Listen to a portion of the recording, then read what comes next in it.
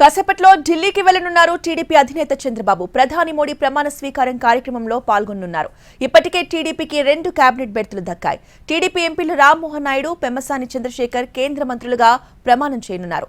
మరోవైపు కొత్త మంత్రులతో ప్రధాని మోడీ సమావేశం ముగిసింది.